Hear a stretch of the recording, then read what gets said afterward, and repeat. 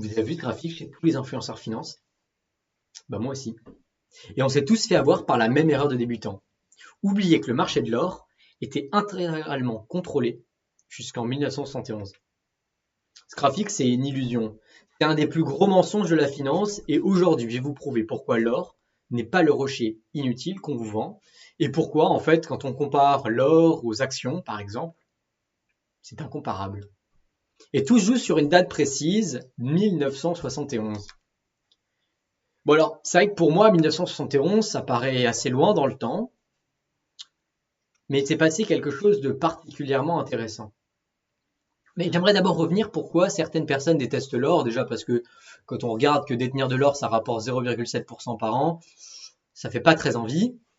Mais même au-delà de ça, Warren Buffett le premier se moque de l'or parce que l'or ne produit rien, notamment il n'apporte pas de dividendes. Oui, parce qu'en fait, acheter une action, c'est finalement acheter un minuscule bout d'entreprise, donc être propriétaire d'une entreprise qui veut dire propriétaire d'un instrument de production, de quelque chose qui produit de la richesse. L'or ne produit rien. Et c'est vrai que c'est un peu frustrant parce que, étant ingénieur, ou allant l'être du moins, je vois bien que l'or a des propriétés vraiment physiques qui sont extraordinaires.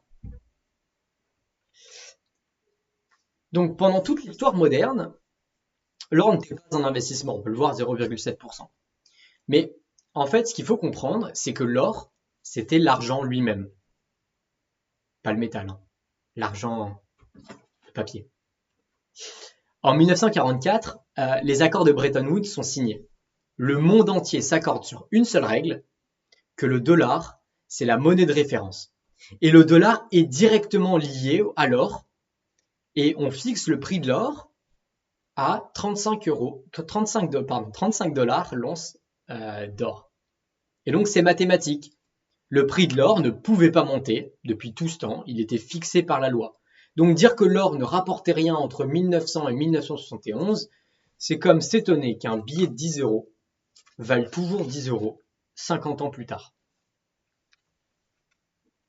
En 1971, les États-Unis impriment trop de billets, notamment de par la guerre au Vietnam. Et ils n'ont plus assez d'or pour garantir leur dollar. Richard Nixon panique et suspend donc la convertibilité, donc ce qui fait qu'on pouvait convertir nos dollars en or, qui étaient donc détenus dans les coffres des États-Unis. Et Bretton Woods est donc mort à ce moment précis. Pour les intimes, on appelle ça le Nixon Shot. Pour la première fois depuis des siècles, le prix de l'or est donc libéré. Donc on imagine qu'en fait, là, depuis le début, quand on compare avec 0,7%, on a un guépard qui est en cage face aux actions. Le guépard est en cage, ok, et on se bat, on est en train de faire se battre une Ferrari contre un guépard en cage. Bah, je peux vous assurer que le jour où on ouvre la cage, peut-être que le guépard ne dépasse pas la Ferrari, mais en tout cas, il peut rivaliser avec. Et donc, regardez quand on libère ce guépard, quand on regarde la performance de l'or depuis que son prix est vraiment libre, depuis 1971. Il est passé de 35 dollars l'once à 4600 dollars. C'est une performance qui est stratosphérique, qui rivalise, et même par moment, la bourse américaine de très loin. Ça fait plus de 9% par an, en moyenne. Ouais, c'est vrai que quelque chose qui ne produit rien, qui fait 9% par an en moyenne, c'est assez bizarre. Mais c'est une des raisons qui fait que les banques centrales détiennent de l'or et qu'elles en accumulent actuellement énormément. Donc l'or n'est pas là pour vous rendre riche du jour au lendemain. C'est une assurance contre l'impression monétaire, comme il y a eu avec Nixon pendant la guerre au Vietnam, comme il y a aujourd'hui.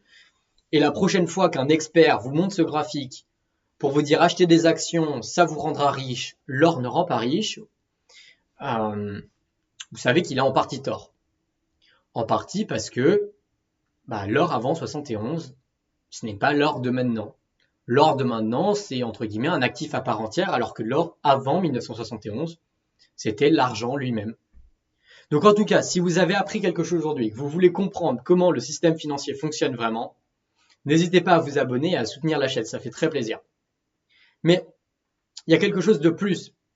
Si jamais vous avez appris quelque chose aujourd'hui, Sachez que je développe le Duolingo de l'éducation financière, une plateforme intuitive qui permet en quelques minutes d'apprendre sur les enjeux financiers. Cette plateforme, c'est FinLearn. C'est la plateforme d'éducation financière que je développe avec mon cofondateur Guilhem. Elle est directement, dès maintenant, disponible sur finlearn.dev. Vous aurez aussi le lien en description.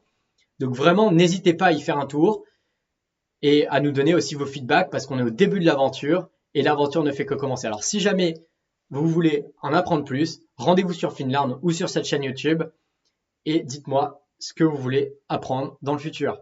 Sur ce, peace out, belle soirée à tous.